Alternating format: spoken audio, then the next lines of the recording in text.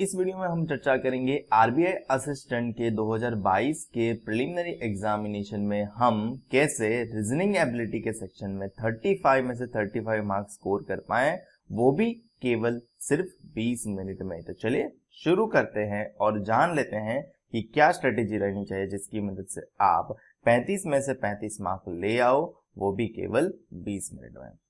तो सबसे पहले आपको ये बता दें कि आपको पहले ये जानना होगा कि एग्जाम पेपर का लेवल क्या रहता है आरबीआई असिस्टेंट की एग्जाम के लिए। उसके लिए आपको क्या करना पड़ेगा, प्रीवियस ईयर के पेपर्स डाउनलोड करने पड़ेंगे। हमें वो पेपर्स आपको हमारे टेलीग्राम चैनल IBPS गुरुजी से मिल जाएंगे। सिंपली टेलीग्राम पे जाओ, सर्च करो IBPS गुरुजी और ज्वाइन हो जाओ, और वहां पे RBI assistant previous year papers या फिर मेमोरी बेस्ड पेपर सर्च करोगे, आपको सारे पेपर मिल जाएंगे प्रीवियस ईयर के। तो आप उसको डाउनलोड करो और उसकी एक बार प्रैक्टिस कर डालो ताकि आपको एग्जाम पेपर का लेवल पता चल जाए। अब लेवल पता चलेगा तो आपको एग्जैक्ट आइडिया आ जाएगा कि पेपर लेवल इजी रहता है, उसकी वजह से हाई अटेम्प्ट होता है और हाई मार्क्स चले जाते हैं और हाई कट ऑफ बनता है, क्योंकि वैकेंसी एज यूजुअल आरबीआई की लो ही रहेगी। और अगर पेपर लेवल डिफिकल्ट निकलता है, जो कि अब तक निकला नहीं है इतने सालों में, हर साल पेपर लेवल काफी इजी होता है, डिफिकल्ट निकला ही नहीं है, बट अगर डिफिकल्ट निकलता है तो एज यूजुअल अटेम्प्ट लो हो जाएंगे, लो मार्क्स आएंगे और लो कट ऑफ्स रहेगा। बट ऐसा होता नहीं है, आरबीआई असिस्टेंट का पेपर लेवल इजी रहता है। आप जैसे ही पेपर डाउनलोड करोगे तो आपको आइडिया हो जाएगा।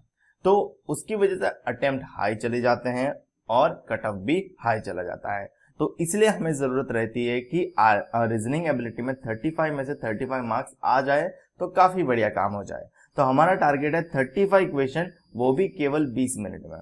जाहिर सी बात है, सेक्शनल टाइमिंग यहाँ पे दिया है तो आपको 35 क्वेश्चन बनाने हैं और वो भी केवल 20 मिनट में। अगर आप मोटा मोटा भी कैलकुलेशन करोगे तो अप्रोक्सीमेटली 34 सेकंड्स मिलते हैं एक क्वेश्चन के लिए। आपको एक क्वेश्चन 34 सेकंड्स में निपटा देना होगा आइडियली, या फिर लॉजिकली बोले तो ऐसा होगा, तभी आप 35 क्वेश्चन कर पाओगे। तो इसके लिए सबसे पहले आपके पास होना चाहिए स्पीड, क्योंकि बिना स्पीड के आप नहीं अटेम्प्ट कर पाओगे हाई यानी 35, क्योंकि अगर आपको 34 सेकंड्स में ही एक क्वेश्चन खत्म करना है तो काफी स्पीड की जरूरत रहेगी।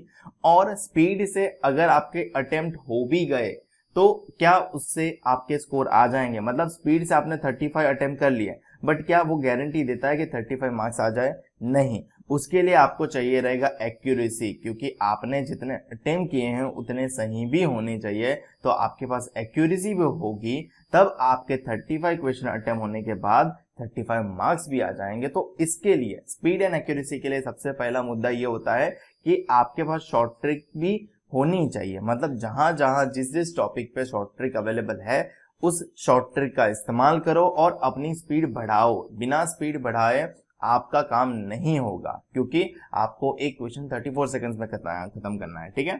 तो लॉजिकली आपको जहां जहां ट्रिक्स अवेलेबल है वहां वहां ट्रिक्स का यूज करना है और आपको अपना स्पीड भी बढ़ाते रहना है।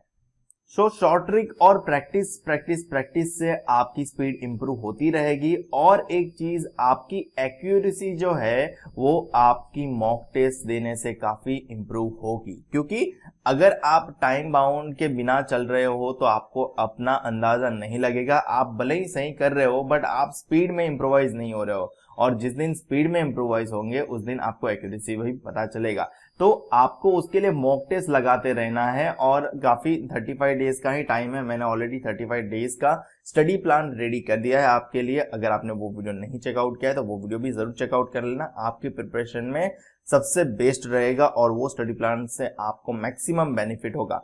तो आपको मॉक टेस्ट डेली लगाते रहना है। अगर आप पहले 10 दिन या 15 दिन अगर आप चाहते हो कि वीकली 2 से 3 मॉक टेस्ट लगाना चाहते हो तो वीकली 2 से 3 मॉक टेस्ट लगाओ। अदरवाइज मेरा सजेशन यही रहेगा कि आप डेली एक मॉक टेस्ट लगाओ।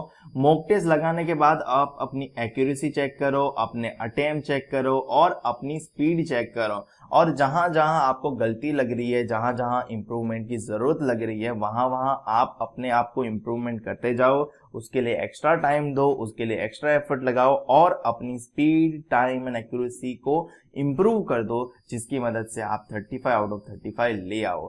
तो सिंपल सी बात है, आप मॉक टेस्ट जितनी दोगे उससे आपका बेनिफिट भी उतना ही बढ़ेगा। आपको आइडिया आएगा कि आप कितने अटेम्प्ट कर पा रहे हो, आपको कहाँ लैक हो रहा है, आप वहां पे इंप्रूव कर सकते हो और अपना वीक पॉइंट जान सकते हो। आपको डेली इंपॉर्टेंट टॉपिक्स के प्रैक्टिस करनी चाहिए और उसमें आपको टाइम रिड्यूस करना चाहिए। यानी जो हमने इंपॉर्टेंट टॉपिक शेयर किए हैं आरबीआई असिस्टेंट की प्रीलिमिनरी एग्जामिनेशन के लिए, आपको उनकी प्रैक्टिस डेली करनी चाहिए, क्योंकि कोई वजह से वहां से मार्क्स आ रहे हैं। ऐसा नहीं है कि सिलेबस पूरा है तो सभी चैप्टर में से क्वेश्चन आ रहे हैं, कुछ जगह से काफी ज्यादा क्वेश्चन आ रहे हैं, तो आपको उसमें ज्यादा एफिशिएंट होना पड़ेगा, जिसकी मदद से आप उसको कम से कम टाइम में सॉल्व कर पाओ और अपनी स्पीड इंप्रूव कर पाओ और सिलेबस के साथ स्टिक रहो। जैसे कि ये रहा सिलेबस रीजनिंग एबिलिटी का, 35 क्वेश्चन पूछे जाते हैं, 35 मार्क्स रहते हैं और 20 मिनट्स का समय रहता है। तो पजल एंड सिटिंग अरेंजमेंट का देखें तो वो 10 से 15 मार्क का पूछा जाता है। अगर आप प्रीवियस ईयर का एनालिसिस देखोगे तो puzzle and sitting arrangement 15 mark का आया था। तो इस टॉपिक की प्रैक्टिस सबसे ज्यादा होनी चाहिए और आप इसमें सबसे ज्यादा एफिशिएंट होने चाहिए। फिर ऐसा नहीं होना चाहिए कि मुझे पजल एंड सिटिंग अरेंजमेंट थोड़े वीक है या फिर मुझे टाइम ज्यादा लगता है। तो प्रैक्टिस करो, टाइम इंप्रूव होगा। Practice is the key to success, उसके बिना कुछ नहीं है। ठीक है। Alphanumeric and word test, यहाँ पे अल्फा न्यूमेरिक सीरीज भी काफी अच्छे नंबर में पूछी जाती है। मिनिमम 5 नंबर में होता है, मैक्सिमम 10 नंबर्स में होता है। अगर आप प्रीवियस ईयर का देखोगे तो आपको 8 नंबर में पूछी गई थी। तो आपको इसकी भी प्रैक्टिस होनी चाहिए। टॉपिक इजी है बट एफिशिएंट बनना जरूरी है, कम से कम समय में बनाना जरूरी है, इसलिए आपको इसकी भी प्रैक्टिस करनी पड़ेगी। सिलॉग्स और इनइक्वालिटीज तो करने ही करने हैं आपको, वो 3 to 5 मार्क्स में अगर दोनों आए तो, और सिंगल कोई टॉपिक आया तो वो 5 मार्क्स में पूछा जा सकता है। तो सिलॉग्स अगर आप देखोगे तो पिछले साल 3 मार्क्स में और इनइक्वालिटी भी 3 मार्क्स में पूछा गया था। तो ये topic very very very important है, क्योंकि ये टॉपिक से क्वेश्चन बनते ही बनते हैं। उसके बाद देखोगे तो कोडिंग डिकोडिंग आपको 2 से 5 मार्क का टॉपिक है। डायरेक्शन सेंस टेस्ट 2 से 5 मार्क का टॉपिक है। ऑर्डर रैंकिंग 2 से 3 मार्क का टॉपिक है। ब्लड रिलेशन 2 से 3 मार्क का टॉपिक है। वर्ड फॉर्मेशन 1 मार्क का टॉपिक है। ये टॉपिक साथ में कभी नहीं होते हैं और हो भी सकते हैं अगर लक है तो, बाकी कुछ टॉपिक ही होते हैं इनमें से। जैसे कि पिछले साल अगर आप देखोगे तो डिस्टेंस डायरेक्शन 3 मार्क का पूछा गया था और मिसलेनियस 3 मार्क का पूछा गया था। यानी मिसलेनियस में क्या होगा कि 1 वर्ड फॉर्मेशन होगा, 1 ब्लड रिलेशन या फिर 2 ब्लड रिलेशन हो सकते हैं, या फिर अन्य कोई भी टॉपिक मिसलेनियस पूछा जा सकता है।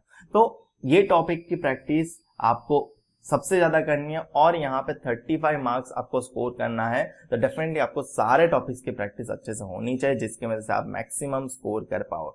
अब 3 टॉपिक और रह जाते हैं, डेटा सफिशिएंसी, इनपुट आउटपुट और लॉजिकल रीजनिंग। देखो जाहिर सी बात है ये टॉपिक मेन एग्जामिनेशन के लिए है, परंतु हमें फॉर द सेफर साइड अगर प्रीलिम में एक दो क्वेश्चन आ गया तो उसके लिए हमें ये करके जाना है। तो एटलीस्ट डेटा सफिशिएंसी का बेसिक कंसेप्ट करके जाओ, ताकि अगर पूछ लिया जाए बाय चांस तो आपको वो सॉल्व करना आना चाहिए।